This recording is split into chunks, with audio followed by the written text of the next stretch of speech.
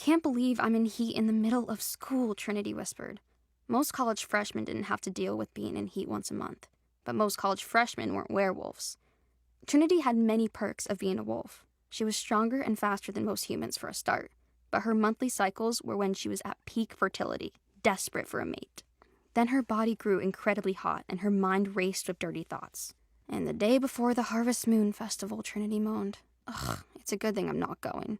Everyone would be able to smell it. They'd think I'm more pathetic than ever. After all, it was hard to be in heat when you still didn't have a mate. But Trinity was unlike any other wolf in the pack.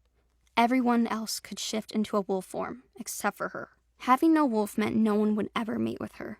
Trinity was destined to go through life mateless, and once a month, incredibly hot and frustrated. She sprayed some perfume onto her clothes in a desperate attempt to cover up the scent. Trinity stared at herself in the bathroom mirror. She pulled her long, wavy brown hair into a high ponytail and sighed over the features that made her unattractive to the other members of the pack. She was short for a wolf, only 5'5", and her skin was too pale. Well, better get to class, she grumbled. Trinity sat back down beside her friend Juniper. They were two of the only wolves in the mostly human classroom. Trin, are you in heat? Juniper whispered. I hate it. The cramps have started and everything. Well, what are you going to do at the Harvest Moon Festival? The one I'm not going to, you mean? They don't want wolfless losers there. This one's different. The alpha's seeking his mate, you know, Juniper added. Trinity rolled her eyes. I doubt the alpha would ever look at me. You don't know that, Juniper said. Actually, I do. No man in this pack will take me as his mate, and you know it. They were silent when the professor hushed them. Trinity took notes, but she wanted to go to sleep. Being in heat made the cravings for love unbearable, but it was pointless. She was destined to never fall in love. After school finished for the day, Trinity hurried out to the parking lot. Her older cousin Carter was waiting for her in his Jeep and honked the horn impatiently. Trinity climbed in beside him, and they drove out of the lot at top speed. Slow down, Carter, we're not that late. Being late at all isn't good. Normally, Trinity's cousin was good-natured with her. They'd grown up together, close as brother and sister. But for some reason, today his eyes looked tense. His jaw was squared. A feeling of unease crept up Trinity's spine. What's wrong? Did something happen to Aunt Eve? Trinity's heart sped up. If Carter was practically her brother, Aunt Eve was the closest thing to a mother Trinity had ever known. Mom's fine, Carter said. But we got a guest for dinner tonight. He made a pained face. It's grandfather. Mom just called to let me know. He wants to speak to you. Me? Trinity's voice squeaked. Why? I don't know, Carter replied. Trinity and Carter's grandfather had once been a beta wolf, the second highest ranking pack member in all of Red Springs, Colorado. The Wittens had been some of the most respected wolves in the pack, but all that had changed when Trinity's mother ran away. The 15-year-old had returned home after a month pregnant. She'd refused to name Trinity's father, and everyone believed that meant the man was a human. Overnight, the Wittens became the laughingstock of the Red Springs pack. Trinity's grandfather never forgave her mother for humiliating the family. Soon after Trinity was born, her mother killed herself with shame, leaving Aunt Eve and Uncle Wesley to raise her.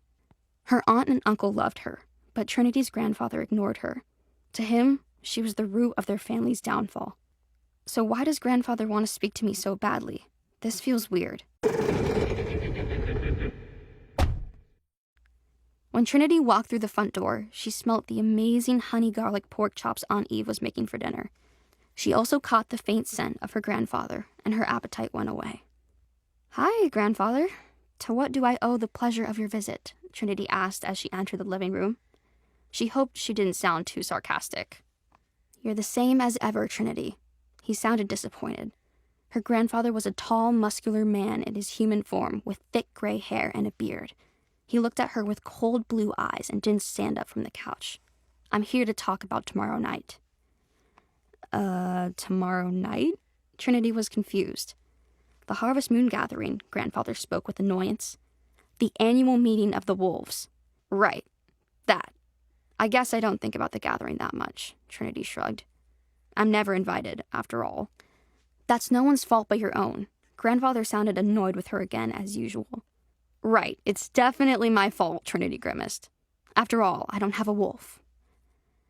All werewolves shifted into their wolf form for the first time between the ages of 13 and 18. Having a wolf form meant you were part of the pack, part of a tradition that spanned thousands of years. But Trinity was nearly 19, and she'd never shifted once.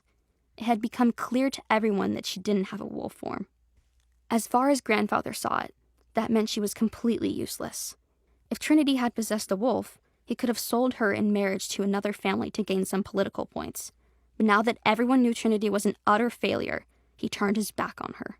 So why is he going on about the Harvest Moon gathering? Trinity felt uneasy. Normally a girl without a wolf would not attend the gathering, Grandfather said. But tomorrow is a special night. Our alpha is looking for a mate. He's been searching for 7 years. Trinity scoffed. Oh, come on, Grandfather. You and I both know the alpha would never mate with a wolfless nobody like me. Of course I know that. But every eligible wolf over the age of 18 will have to be there. My goal is to find a good match who will take you as you are. Then you can be off my hands for good. Trinity's stomach twisted in fear and a little bit of anger. If I'm not really a true werewolf, I thought I had some choice in my future. I'm going to college right now. I want to think about that and what I'm going to do with my future. I don't want to marry some guy who'll probably spend the rest of our lives looking down on me. Trinity's outburst clearly annoyed her grandfather. He uttered a low growl, and she fell silent at once. Don't get smart with me, girl. You're going to the gathering, and you'll look pretty and sweet, and above all, silent. You'll find a match and stop being my responsibility. You're almost 19. I've spent far too many years of my life being embarrassed by you. Do you understand me? He added. Trinity could hear the blood pounding in her ears. If only she had a wolf, she'd shift right now and snap at the old man. But Trinity was useless, like he said. She should have known this day was coming. Most of the pack hate me, Trinity said. They're always laughing at me. Which of them would want to mate with the shame of the Red Springs compound? You'd better hope you can find the wolf who does, Grandfather replied. Now I've brought along a dress for the gathering. It's upstairs in your room. I want you looking your best tomorrow night. Am I understood? There could be no arguing with her grandfather. Trinity balled her hands into fists. Yes, she muttered. After Grandfather had left, Trinity ignored Aunt Eve and Carter when they offered to talk about what had happened. She stormed up to her room and found her grandfather's dress hanging on the back of the door. Grandfather has good taste, I'll give him that, she thought glumly. The gown was floor-length and made of midnight blue satin, with a plunging neckline and thin straps crisscrossing the low back of the dress. It would show off Trinity's ample figure with the lush yet athletic curves. The color would also complement her pale skin and dark eyes. With a sigh, she took the dress off the hanger and laid it on her bed. Hands on her hips, she gazed down at it. It was beautiful, but why couldn't her grandfather ever do something just because he loved her? Was that too much to ask for? At least I'll be the prettiest loser at the gathering, she muttered to herself. Trinity shook her head. I'm not even sure that Alpha himself will be amazed. High up in his office, Reese looked out the window and half listened as his assistant Noah briefed him on everything to do with the pack. As the Alpha, Reese had to keep up to date on everything that was a threat to his wolves. He listened as Noah droned on about the potential threats of rogue wolves in the area. Reese shut his eyes as his assistant reached the last and least pleasant topic on the agenda. Finally, every unmated female should be at the Harvest Moon gathering tomorrow night. Every one of them has been assigned a different group number, and you'll be able to mingle with one group at a time. It should be an easy night, Noah added. I won't need a night for this, Reese growled. I'll know in 5 seconds if my mate is in the crowd of giggling females. The elders think you should spend time getting to know the women, Noah replied. The elders have no idea how much I despise all this meddling. Reese wanted to push the damn desk over. He'd rather fight off a pack of rogue wolves all by himself or hunt down a warlock who kidnapped a human child. He would have preferred any painful, unpleasant task to making small talk with girls who only saw him as a ticket to power.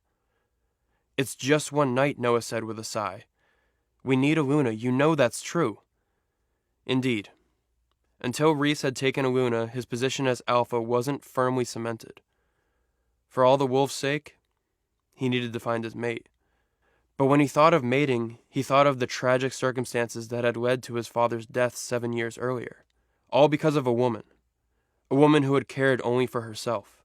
That's what all women are like, Reese thought grimly as he stared out the window. I don't want a mate, but I have to take one. I have no choice, and neither will she. Don't let your excitement die! The full audio series is on the Pocket FM app. Tap the link in the description to install now.